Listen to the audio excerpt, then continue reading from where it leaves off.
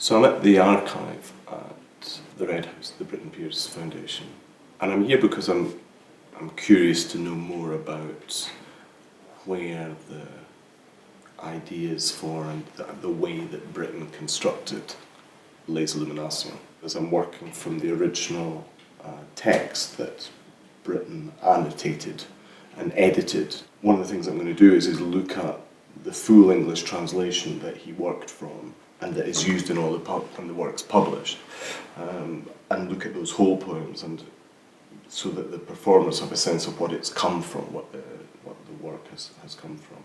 So if we look at Veal, if I was marking something, I would mark the bits I wanted. Britten's actually marked the bits he doesn't want, which is quite interesting. He's kind of omitted stuff. So there's something about knowing what it is that he's interested in terms of the images and the way he's then constructing the music around the language. It's just really interesting and fascinating to know what that's about. Though it's not Britten, within the Arthur Rimbaud, within the collection of poems, Illuminations, there's a piece called Ornière, and it describes a circus, a kind of traditional circus, and it says it's got 20 horses galloping and pulling circus equipment. One of Rimbaud's teachers talks about there was a circus in Charleville where Rimbaud was brought up. There was an American circus there in either 1867 or 1869, which everybody in the village would have gone to. But it's said that this poem kind of refers to that. And I've kind of been looking for little bits of reference to circus. And the other one is that when Rimbaud was in Sweden later in his life, after he'd been to London, he ran the box office for a circus in Stockholm. There's also a series of just short phrases that ended up in the collection that Verlaine assembled for Rimbaud.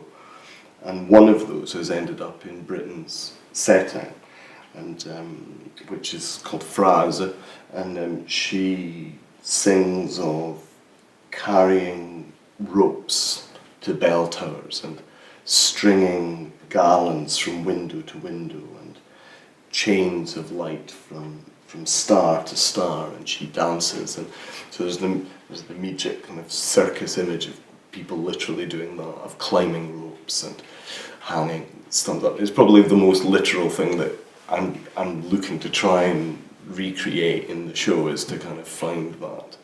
And it's interesting, I've just been looking at on microfiche at his original pencil manuscript drafts, compositional sketches, and you can really feel the speed that he's working at with the pencil on the page, and it's got a dynamic to it at some points. At other points it feels much more sustained.